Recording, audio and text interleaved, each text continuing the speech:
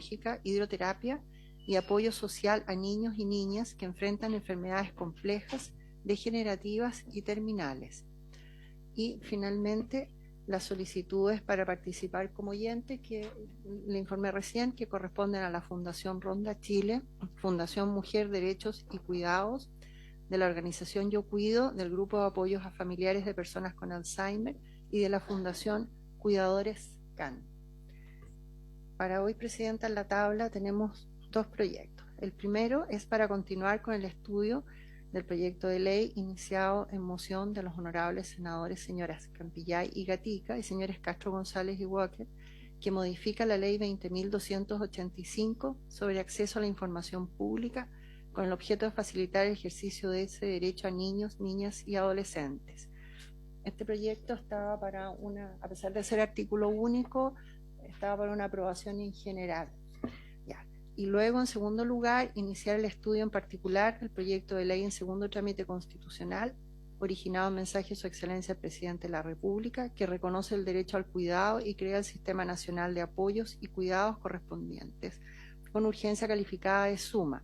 Se encuentra presente la Ministra de Desarrollo Social y Familia, señora Javiera Toro, la Subsecretaria de Servicios Sociales, señora Francisca Gallego, los asesores legislativos, señora Alena Gutiérrez y señor Fernando Carballo, la asesora del Ministerio, señora Mara Ronstein, y la asesora legislativa de la Subsecretaría, señora Belén Tomic. Están todos presentes en la sala, Presidenta. Entonces vamos a comenzar con la palabra para el Ejecutivo, la ministra que hoy se encuentra acá. Ministra, por favor, tiene la palabra. Para el segundo punto, disculpe. Muchas gracias, Presidenta. Por su intermedio saludo al senador.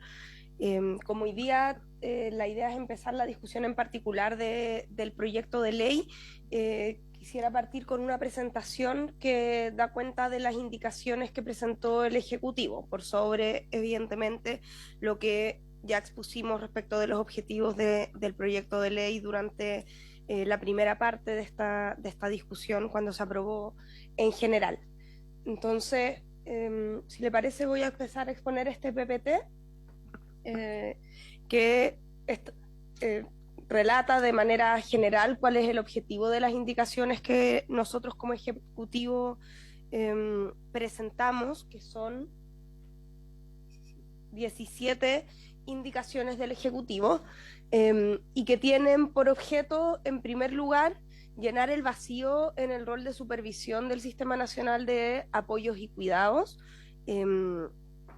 luego reconocer legalmente a las personas cuidadoras no remuneradas, voy a ir explicando luego cada uno de estos puntos, incorporar a los privados y poner de manera más específica cómo se incorpora a los privados al Sistema Nacional de Apoyos y Cuidados, en el contexto que decimos que la redistribución del trabajo de cuidados incluye también justamente la responsabilidad de los privados en armonizar el Comité Interministerial de Desarrollo Social, Familia y Cuidados, clarificar en la redacción el rol del Ministerio de la Mujer y Equidad de Género, y algunos ajustes menores respecto de algunas modificaciones que se incorporaron en el primer trámite y que requieren armonización en la redacción del proyecto de ley.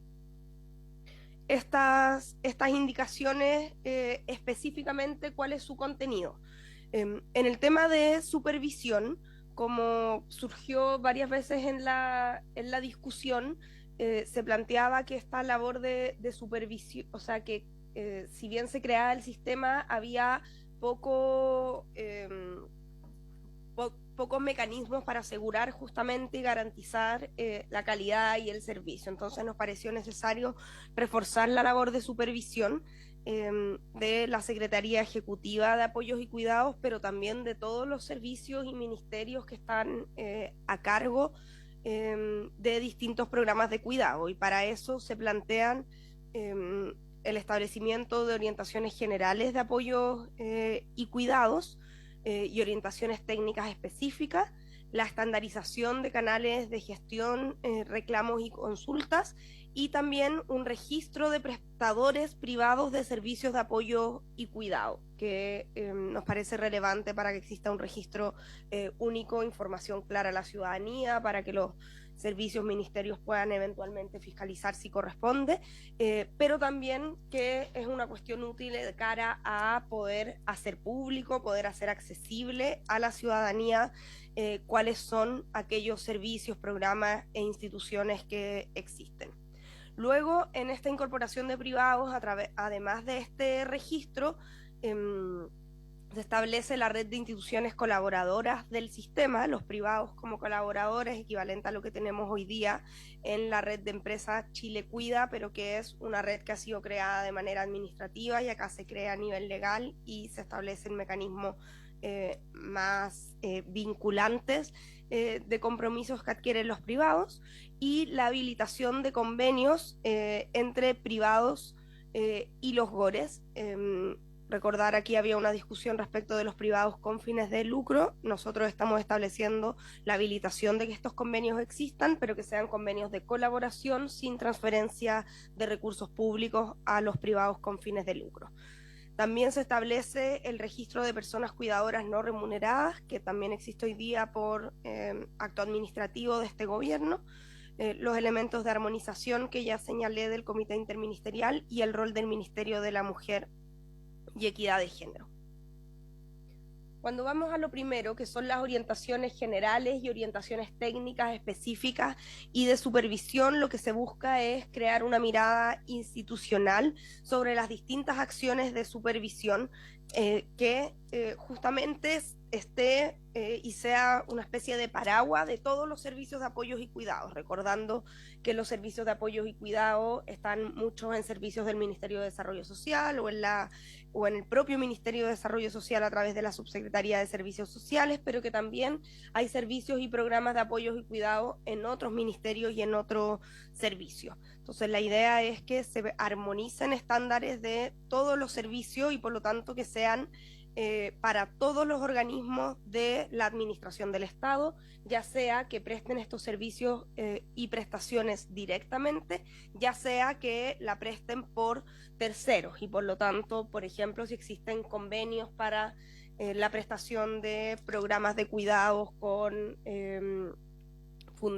instituciones privadas sin fines de lucros, como de hecho sucede, estas orientaciones generales y orientaciones técnicas sean aplicables también a esos programas y servicios. Luego también reforzar el rol de cada organismo de la administración del Estado en la supervisión y el cumplimiento de los convenios y los estándares, y ahí considerando que existe el rol de la Secretaría Ejecutiva de Apoyos y Cuidados, pero cada uno de los ministerios y servicios que ejecuta programas y que lo hace a través de convenios, ya sea con privados, ya sea por ejemplo con municipios, tiene que tener y tiene que hacerse cargo del rol de supervisión y del cumplimiento de estos convenios en base a estas orientaciones generales.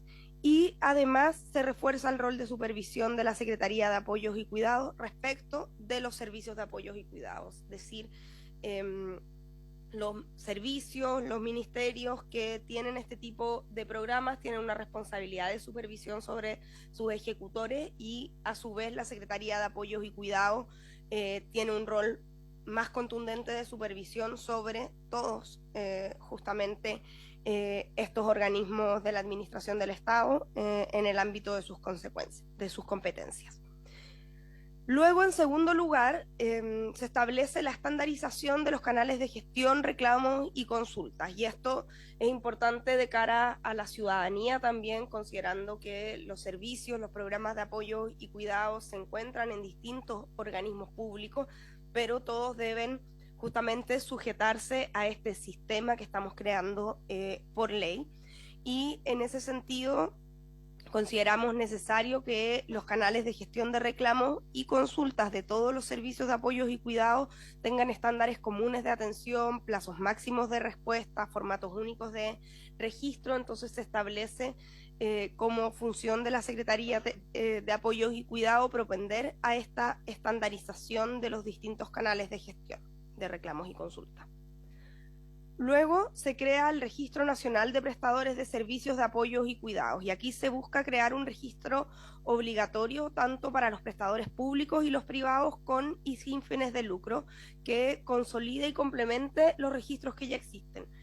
Esto tiene tanto un sentido de facilitar eventualmente la supervisión, el rol que cumplen los organismos de la administración del Estado respecto de estos prestadores, pero también tiene un sentido en la dimensión de prestar información al público. O sea, formar parte de este registro también implica que el público en general, que la ciudadanía que requiere servicios de apoyos y cuidados, pueda acceder a un registro único para identificar cuáles son estos prestadores.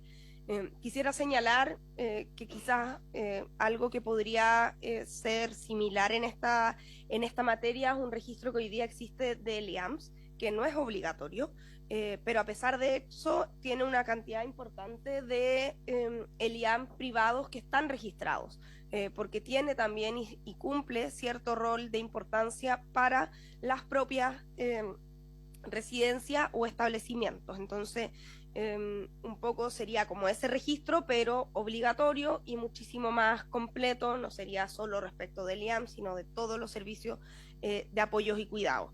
Y esto permitiría tanto la supervisión, pero también la elaboración de estudios, el diseño de oferta pública, la eventual creación de instrumentos propios y la difusión de la información y un catastro de los servicios geolocalizados. Ahí, por ejemplo, quisiese señalar una herramienta que es muy útil a la ciudadanía, que pudiera ser un mapa de cuidado.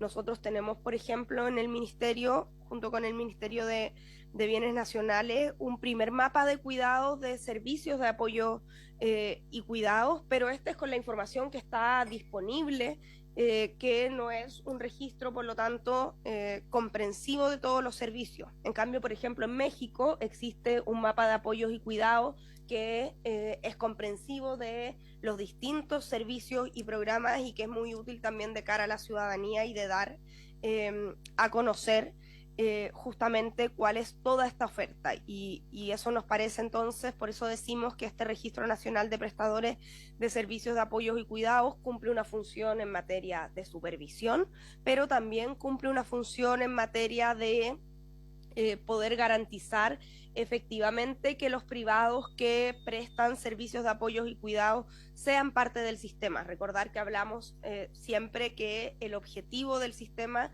es la corresponsabilidad social y de género, y que esto incluye una redistribución de los trabajos de cuidados que hoy día recaen fundamentalmente sobre las familias, y también sobre el Estado, con programas que tienen las características y las limitaciones que ya hemos identificado y expuesto, pero en el fondo esta corresponsabilidad lo que busca es que los trabajos de cuidado se distribuyan de manera más justa entre familias, comunidades, Estado y privados, y de esta manera los privados quedarían todos los que tienen que ver y prestan servicios de apoyo y cuidados incorporados al sistema, y nos parece que es un paso relevante en ese sentido su obligatoriedad. Luego, el tercer punto en materia de la red de empresas, o sea, de la red de instituciones colaboradoras del Sistema Nacional de Apoyos y Cuidados, parte de la idea de institucionalizar lo que hoy día es la red de empresas Chile Cuida. La red de empresas Chile Cuida es una red que ha creado el Ministerio a través de un sistema de patrocinios, que entrega un patrocinio a las empresas o instituciones privadas que reconocen la credencial de cuidador-cuidadora, y entregan atención preferente y beneficios. Ya existen 30 empresas que forman parte de esto, que están entregando descuentos, que están entregando, por ejemplo, atención preferente en despacho a domicilio. Estamos hablando de empresas nacionales, cadenas, por ejemplo, como las farmacias Cruz Verde, pero también de empresas locales, incluso comunales, empresas ya sea farmacias, distribuidoras de gas, existen también redes como instituciones culturales donde tenemos descuento en la red de salas de cine o en Santiago a 1000 o en el Teatro Municipal. Por lo tanto, ha sido hasta ahora todavía una iniciativa que tiene un alcance todavía limitado, 30 empresas, nos gustaría que crezca muchísimo más, pero que también está demostrando y teniendo una muy buena evaluación. Entonces, la idea es que esto esté consagrado legalmente, que se le dé estabilidad a esta red de empresas Chile Cuida, que no dependa, en este caso, de definiciones administrativas que ha tomado este gobierno en esta materia, y que justamente puedan formar parte con una herramienta que establece obligaciones para ambas partes, que son convenios de colaboración y cooperación con el ministerio. Hoy día es un patrocinio, que es un reconocimiento que hace el ministerio a justamente estos beneficios que están entregando las empresas, y que permite también a las empresas reconocer la credencial, pero la idea es que tenga este carácter legal y que de esa manera es una de las expresiones del principio de corresponsabilidad social del cuidado, que además reconoce a las instituciones públicas o privadas con o sin fines de lucro que impulsen acciones para el bienestar de las personas que son titulares del sistema. Luego pasamos a la habilitación de convenios sin traspaso de recursos a los gobiernos, de los gobiernos regionales con privados con fines de lucro. Hola, senador. ¿Llegó el senador Walker? Pedimos el... Sí. Ya.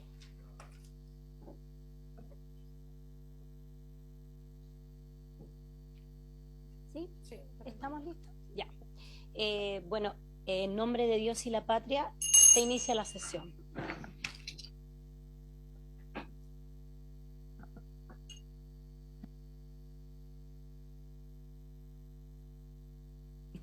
Gracias, presidenta.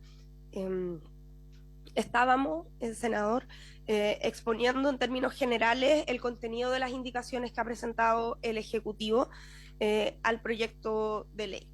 Entonces, en esta indicación que hemos agrupado como quinto, está la habilitación de convenios sin traspaso de recursos de los gobiernos regionales a los privados con fines de lucro. Aquí nosotros atendemos una de las preocupaciones que surgió durante la discusión respecto de privados que, teniendo fines de lucro, también cumplen roles relevantes en materia de cuidados, pero manteniendo la posición que para el Ejecutivo es relevante de que los recursos públicos solo pueden ejecutarse a través de privados sin fines de lucro. Por lo tanto, aquí se establece habilitar los convenios con privados con fines de lucro, pero siempre sin traspasos de recursos, sin transferencia de recursos.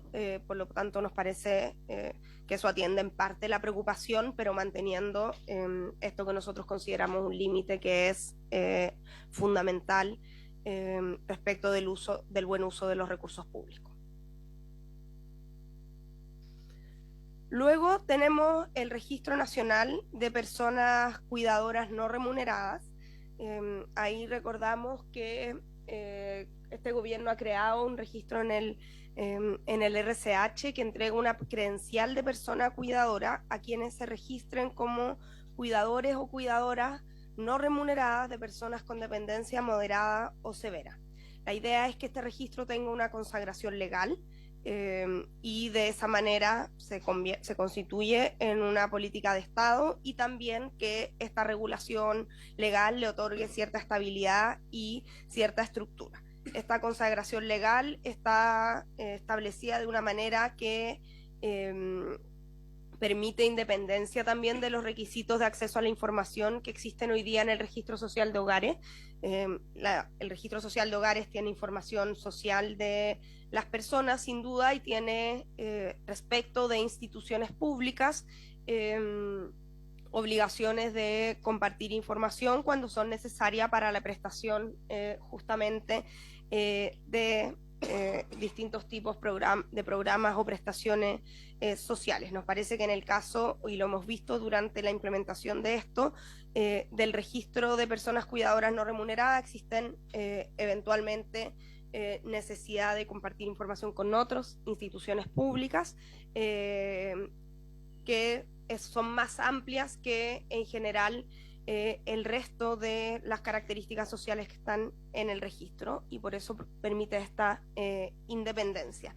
Y el objetivo de este registro es, por un lado, tener los antecedentes en el registro social, en el Estado, que caractericen a la población cuidadora que está en el RCH, y también la dimensión de reconocimiento que ya hemos explicado. Luego tenemos la armonización del Comité Interministerial de Desarrollo Social y Familia y Cuidados, que es lo que ya explicamos que se creaba cuando expusimos el proyecto en general, y aquí era necesario incorporar dentro del artículo 10 la incorporación del comité y ajustar su redacción, que nos parece necesario para complementar y armonizar lo que venía del primer trámite constitucional en esta materia, donde si bien está el Comité Interministerial de Desarrollo Social y Familia, no está desarrollado dentro del artículo 10 de la Ley Orgánica del Ministerio.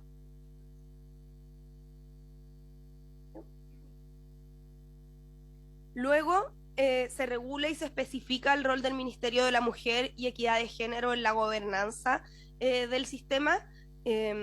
Aquí, por un lado, se atiende una preocupación que existía respecto del rol del Ministerio de la Mujer en el Comité Regional de Apoyos y Cuidados, y se elimina el rol de la vicepresidencia como estaba establecido originalmente,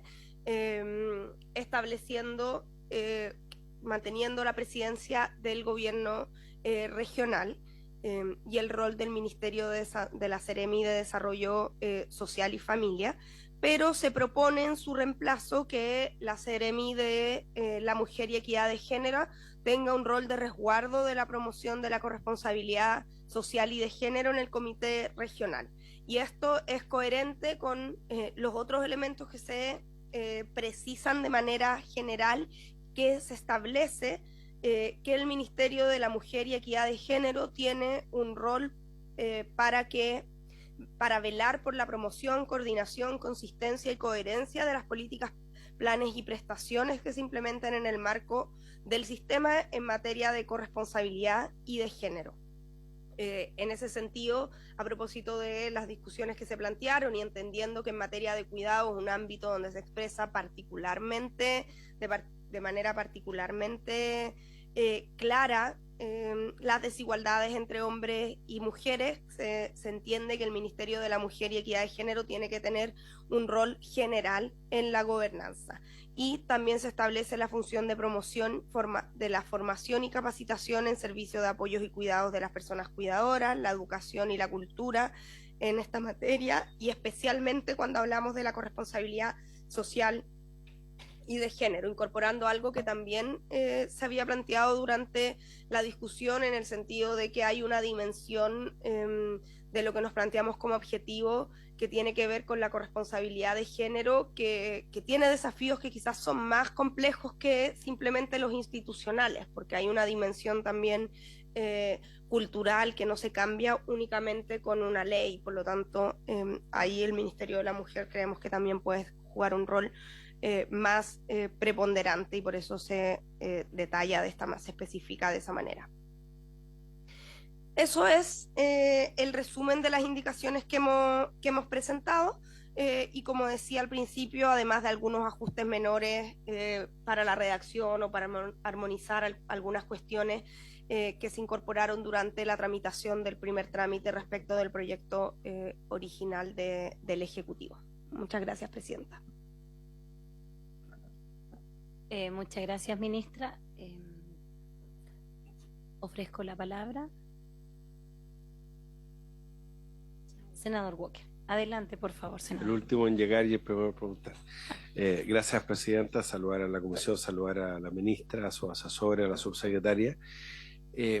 Me parece bien el contenido de las indicaciones. Yo creo que recoge de alguna manera lo que fue el debate en general en la sala.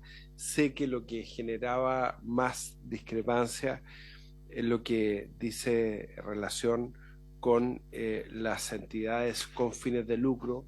Me parece una buena solución que puedan celebrar convenios con los gobiernos regionales, estar dentro del sistema de cuidados pero no recibir recursos públicos. Creo que es parecida a la solución que se logró con la ley de inclusión educacional. Ahora, la misma ley de inclusión educacional, yo lo dije en el debate en general, lo dije acá, lo dije en la sala también, hizo una distinción necesaria, pertinente a mi juicio, entre lo que es el lucro con recursos públicos, vale decir la distribución de dividendos o de utilidades con recursos del Estado respecto de un socio capitalista, entre comillas, por decirlo de alguna manera, y el concepto de la justa retribución del trabajo. Recuerdo que se generó esa discusión y la solución la aportó, entre otros, el ex senador Carlos Montes, hoy día ministro de Vivienda, porque puso como ejemplo profesores que podían haber formado un colegio, un establecimiento educacional, y decía, bueno, estos profesores viven de su sueldo, ¿no? Y formaron un colegio. Muchos habían formado colegios en dictadura, habían sido perseguidos por la educación pública y formaron colegios, matrimonios de profesores, por ejemplo. Y ahí se distinguió entre el lucro con recursos públicos respecto de sociedades de capital que no trabajaban directamente en los establecimientos, del concepto de la justa retribución del trabajo. Por ejemplo, los profesores que formaban colegios y ejercían cargos de director. Y yo creo que puede ser una buena aproximación a una solución definitiva. Yo voté a favor de la idea de legislar este proyecto, pero sé que otros, como el senador Van Rieselberghe, votaron contra la idea de legislar por este tema. Yo no sé si a ellos les satisface o no esta indicación. Ahí vamos a ver cuál es la opinión de ellos, pero digo porque quiero insistir que ahí en la ley de inclusión hay una buena aproximación a una solución respecto de esta controversia, para los que creemos en la colaboración público-privada en el régimen de cuidado. Y de ahí mi pregunta, por su intermedio, a la ministra. Me parece muy bien esta credencial, además muy bonita por lo demás, de persona cuidadora. Y dice, se busca consagrar legalmente el reconocimiento de personas cuidadoras no remuneradas. Me parece muy bien, es una aspiración. Esta es. Perfecto. Muy bien. Buenísimo. Ya, buenísimo. Y por ejemplo, tuvimos un seminario con la Fundación Ronda, ahora en Coquimbo, y una de las aspiraciones de las organizaciones era precisamente tener esta credencial y este reconocimiento de personas cuidadoras no remuneradas. ¿Qué pasa con, y esa es mi pregunta, Presidenta, con las personas cuidadoras remuneradas? ¿Tienen otro reconocimiento, tienen otra credencial, tienen otro tratamiento? ¿Cómo se va a hacer esa diferenciación de tratamiento en la práctica? Gracias, Presidenta. Ya. Senador Enrique. Muchas gracias, Presidenta. Agradecer la presentación a la ministra, saludar a quienes la acompañan. Y una consulta, Presidente, ¿va a haber espacio para poder generar una mesa de asesores para poder procesar las indicaciones que nos expuso la ministra? Sí, yo creo además, que Tenemos el que- Ejecutivo pueda analizar las que nosotros presentamos y ver si podemos maximizar el consenso, ¿no? Sí, yo creo que tenemos que organizar una mesa de trabajo porque son alrededor de 200 indicaciones. Entonces necesitamos que haya ese trabajo con el Ejecutivo para ver cómo las indicaciones y cómo va a quedar. Así que yo creo que es necesario. Perfecto. No sé si lo queremos dejar eso listo porque tenemos quórum para hacerlo, ¿no? Sí. ¿No? Ya. Ok, entonces, ¿ustedes están de acuerdo con esta mesa de trabajo para Sí. estas indicaciones? Sí, presidente. ¿No? Ok, Que además, en ese espacio voy a poder, en el fondo, fundamentar de mejor manera mi posición en términos de la primera derivada o de la primera aproximación. Me parece que va en la línea correcta, no sé si la línea correcta, pero la línea que yo esperaba, las indicaciones del Ejecutivo. Pero para poder tomar una posición más sólida, me gustaría, digamos, tener el producto de la reflexión de la mesa técnica. ¿Mm? Gracias. no hay problema. Ya. Em, yo creo que este proyecto era un proyecto que se esperaba bastante por las personas cuidadoras y sobre todo por las mujeres cuidadoras, porque sabemos que la mayoría de los cuidadores son mujeres. Son mujeres que dejan su trabajo remunerado para poder cuidar ya sea a un hijo con discapacidad o a un adulto mayor con discapacidad. Lamentablemente, cuando hay un cuidador, ese cuidador normalmente deja de trabajar y las familias se empobrecen porque ya esa remuneración que se tenía de parte de esa persona ya no va a estar. Y todos sabemos que hoy en día un sueldo mínimo no es nada. Sube el sueldo mínimo, suben los precios y lamentablemente quedamos donde mismo. ¿Por qué le hablo de esto? Me interesa el tema de el estipendio, el cual ayuda o entrega una ayuda a personas que cuidan, pero solo esto va en dirección a las personas que tienen discapacidad severa.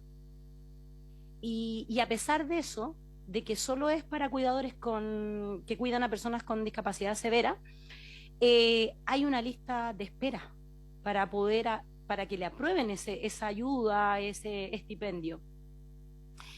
El estipendio es súper bajo. Hoy en día yo creo que es demasiado bajo. Y esperábamos que se hablara de esto también. Esperábamos que estuviera dentro de este proyecto el poder aumentar ese estipendio, pero también poder aumentar a las personas que lo puedan recibir, a los cuidadores que lo recibirían. ¿Por qué? Porque solamente habla de discapacidad severa. ¿Y qué pasa con las mamás que cuidan? Con las personas que cuidan a otras personas con discapacidad no severa. Entonces esperábamos, yo sé que esto es una iniciativa exclusiva del Ejecutivo, pero pensábamos que en este proyecto se podía hablar de eso, que podíamos hacer algo para que ese estipendio pudiera aumentar, pero también aumentar el universo de personas que puedan recibirlo. Eso yo creo que nos falta, pero yo creo que igual el Ejecutivo podría hacer un esfuerzo. Así que eso, ministra. Muchas gracias. Por favor. Muchas Tiene la palabra. gracias. Gracias, presidenta. Por su intermedio me voy a referir a las preguntas y los comentarios de los senadores. Primero, respecto de la pregunta del senador Walker, respecto de qué pasa, respecto qué pasa con las cuidadoras remuneradas, ahí es importante recordar que este es un proyecto de ley que tiene un contenido amplio en el sentido de reconocer el derecho al cuidado de todas las personas y de y que los titulares del sistema son tanto niños, niñas y adolescentes, personas con discapacidad, personas con dependencia, personas mayores y personas cuidadoras remuneradas y no remuneradas. Este es un tema que incluso ha generado algún nivel de diferencia, y nosotros aquí hemos defendido y sostenemos que el sistema tiene que tener este carácter amplio.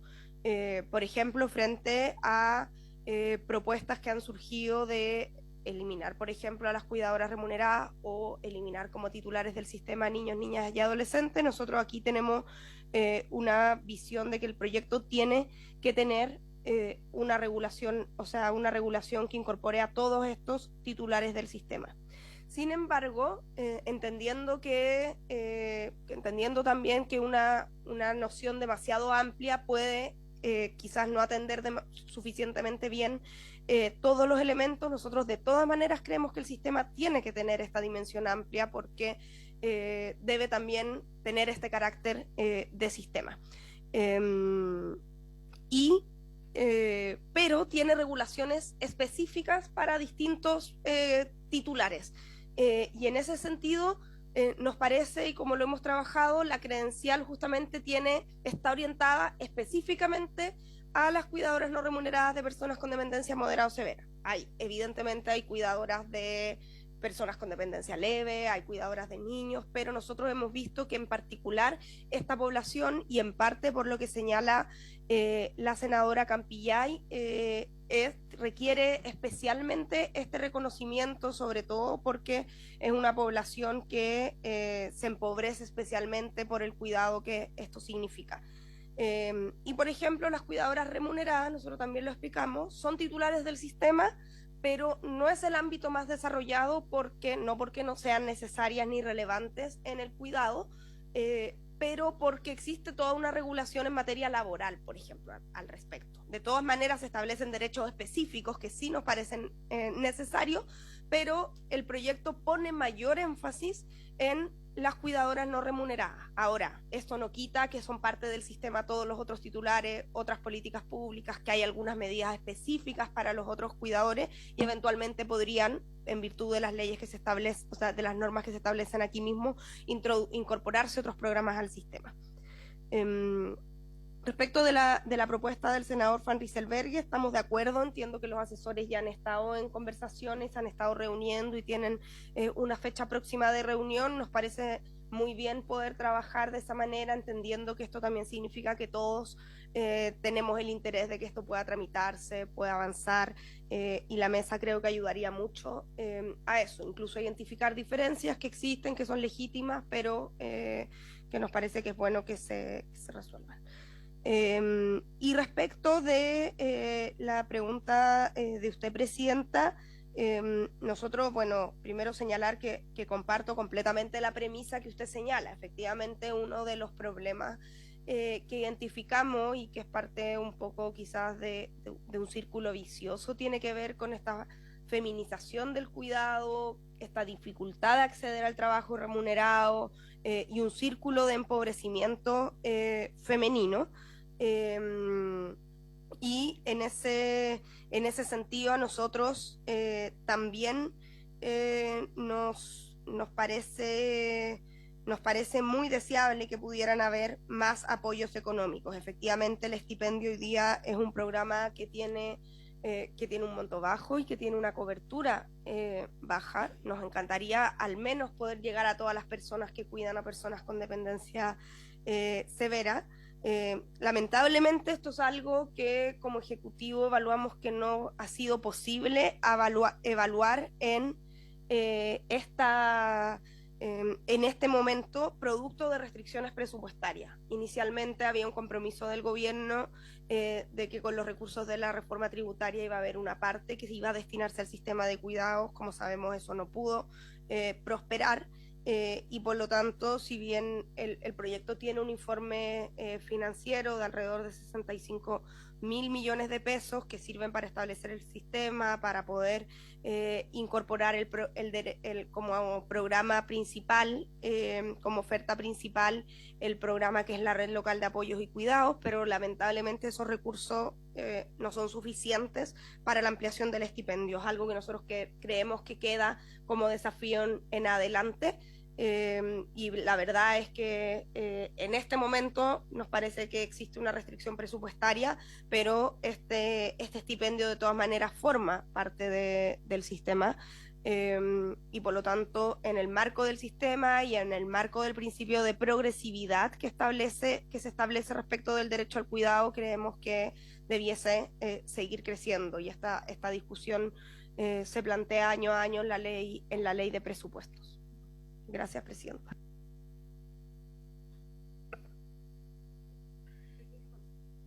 El estipendio que hablamos es alrededor de 32.900 pesos. Yo creo que, bueno, si fuese iniciativa si hubiese una iniciativa del Ejecutivo en poder aumentar esto, yo creo que, no sé, de mi parte, yo creo que de parte de muchos senadores aquí no hubiera ninguna negativa hacia el tema, porque es un tema muy grande, el tema de la discapacidad, y es un tema transversal. Ya hemos visto en algunas ocasiones. Entonces, bueno, eso. Yo creo que no habría problema, pero vamos a ver qué es lo que dice el Ejecutivo. Ya. Yo creo que terminamos con... ¿Sí? No, pero la semana sobre el primer punto íbamos a pedir un acuerdo para oficiar a los principales ministerios, Ministerio de Educación, Ministerio de Salud, de Deporte, incluso podría ser el de Medio Ambiente, para poder saber cómo han implementado ellos esta ley de información a jóvenes, niños, niñas y adolescentes. Podríamos tomar ese acuerdo hoy, porque no pudimos, porque no teníamos quórum tampoco, para saber cómo vamos a empezar a trabajar. ¿Sí? ¿Por unanimidad? Ya, muchas gracias. Entonces, yo creo que el primer punto no lo vamos a poder ver, porque es muy poco el tiempo que tenemos.